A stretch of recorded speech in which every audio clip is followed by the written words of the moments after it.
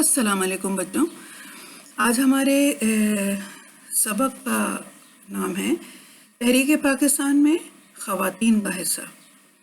سب سے پہلے میں آپ کو محترمہ فاطمہ جناح کے تھوڑا سا تعارف دوں گی. جیسا کہ آپ سب جانتے ہیں کہ وہ ہمارے قائد اعظم محمد علی جناح کی بہن تھی. قیام پاکستان کے سفر میں، قیام پاکستان مطلب جب پاکستان وجود میں آیا نہیں تھا، مطلب آ رہا تھا، کوششیں جاری تھیں.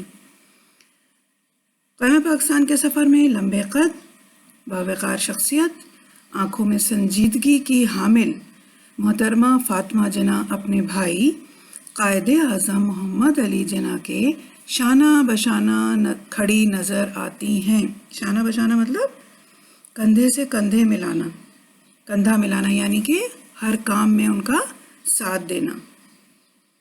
تحریک پاکستان کی انقلابی مہم کے دوران بچوں سے بزرگوں تک اور بچیوں سے خواتین تک سب نے حد المقدور حصہ لیا. حد المقدور کا مطلب جہاں تک ممکن ہو سکا، جس سے بھی، بچوں سے، بوڑھوں سے، بچیوں سے، خواتین سے جتنا ہو سکا انہوں نے اپنی آزادی کے لیے کیا.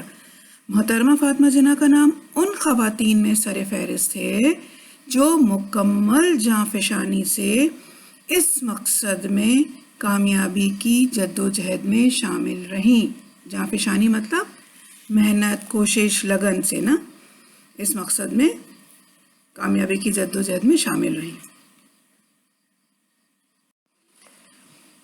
ابتدا میں خواتین اپنے حق اور اختیار سے ناواقف تھی، مطلب وہ نہیں جانتی تھی کہ ان کا حق کیا ہے، کیا ان کے اختیار ہیں. ناواقف ہونے کی وجہ سے 1937 کے صوبائی الیکشن میں ووٹ دینے کی ذمہ داری سے الگ تھلگ رہی. مطلب انہیں پتہ ہی نہیں تھا کہ ہمارے حقوق کیا ہیں، تو انہوں نے ووٹ بھی نہیں دیا صوبائی الیکشن میں. اس کی وجہ سے مسلم لیگ کل نشستوں کا صرف چوتھائی حصہ حاصل کر سکی. مطلب عورتوں نے حصہ نہیں لیا تو مسلم لیگ کو سیٹیں نہیں ملی زیادہ. لہٰذا قائد اعظم نے 1937 میں آل انڈیا مسلم لیگ کے اجلاس منعقدہ لکھنؤ میں تقریر کرتے ہوئے فرمایا، میں ہر مرد، عورت اور بچے کو تلقین کرتا ہوں کہ آپ سب آل انڈیا مسلم لیگ کے جھنڈے تلے جمع ہو کر اپنے آپ کو منظم کریں اور اپنی صفوں میں اتحاد پیدا کریں. قائد اعظم نے کہا آپ لوگ سب مسلم لیگ کے جھنڈے کے نیچے آ جائیں. جھنڈا مطلب ہمارا پرچم، اور منظم اکٹھے ہو کر اپنی صفوں میں اتحاد پیدا کریں. اس تقریر کے نتیجے میں مسلم خواتین جوک در جوک مسلم لیگ میں شامل ہونے لگیں. جوک در جوک کا مطلب گروہ کے گروہ، مطلب بہت ساری عورتیں جو ہیں وہ مسلم لیگ میں شامل ہونے لگیں. بیگم محمد علی جوہر سب سے پہلے مسلم لیگ کی مجلس عاملہ کی رکن بنی تھی. 1938 میں پٹنہ کے اجلاس میں مسلم خواتین کی ایک ذیلی کمیٹی بنائی گئی تھی، جس میں ممبئی سے محترمہ فاطمہ جناح، پنجاب سے بیگم وقار النساء نون اور بیگم شاہ نواز دہلی سے، بیگم اقبال ملک اور بیگم نور الصباح اور سندھ سے بیگم عبداللہ ہارون منتخب کی گئیں.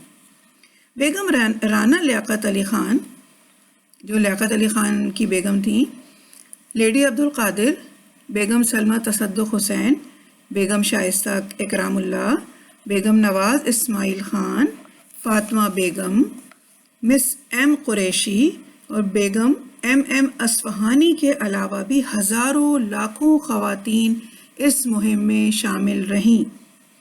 ان عظیم خواتین کی سرپرستی میں ملک کے کونے کونے میں مسلم لیگ کا پیغام پہنچا اور یہ تحریک کامیابی سے ہمکنار ہوئی. مطلب جب اتنی عورتیں شامل ہو گئیں، انہوں نے کونے کونے میں آزادی کی تحریک چلائی، تو یہ تحریک جو ہے وہ اس کو کامیابی ملی.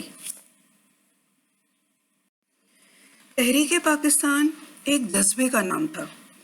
اس جذبے نے بچوں سے لے کر بڑوں تک کو اپنے حصار میں لے رکھا تھا. مطلب بچوں سے لے کے بڑے تک جو ہے وہ آزادی کی مہم میں اور تحریک پاکستان میں پاکستان بنانے میں لگے پڑے تھے.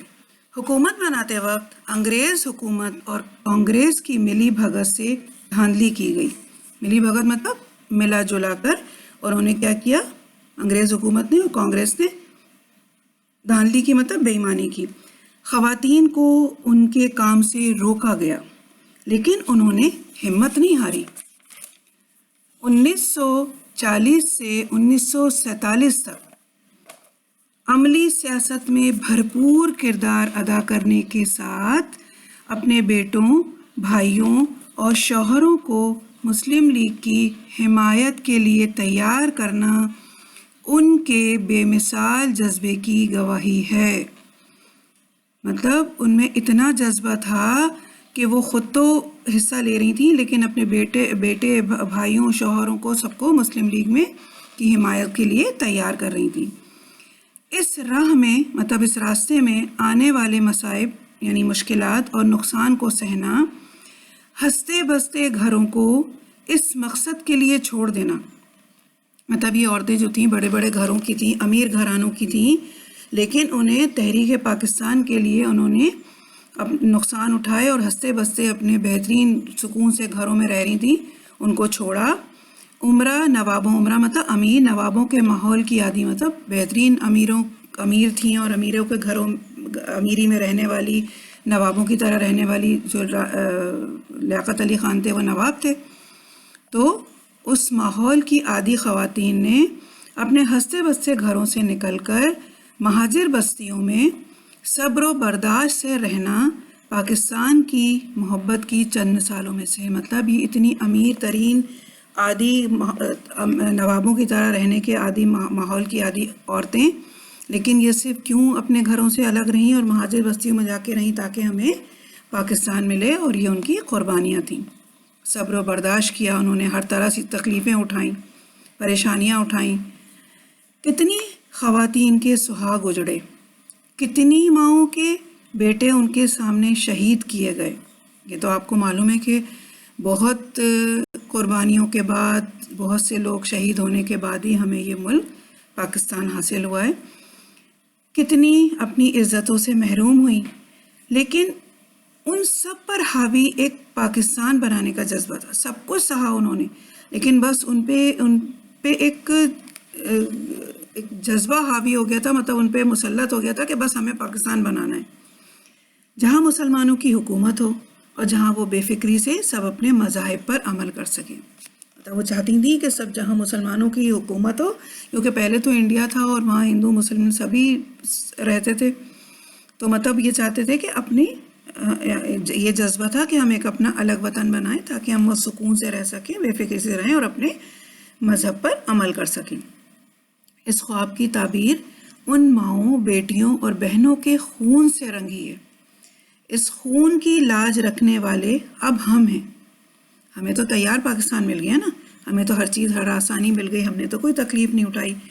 تو اب اس جو انہوں نے اپنا خون بہایا ہے، ان لوگوں نے جو قربانیاں دی ہیں، اس کی لاج رکھنا اب ہماری ذمہ داری ہے. ہمیں چاہیے کہ ہم اس ملک کو ان کے خوابوں کے مطابق بنا دیں، جہاں امن ہو، سکون ہو، ترقی ہو اور ایک دوسرے سے محبت ہو، نفرتیں نہ ہوں جو آج کل کا ماحول ہو رہا ہے، بے ایمانی، چوری، لڑائی جھگڑا، قتل و غارت، ایک دوسرے سے نفرت، فرقہ پرستی. یہ ہمیں چاہیے کہ اس کو ہم دور کریں. اور یہ اب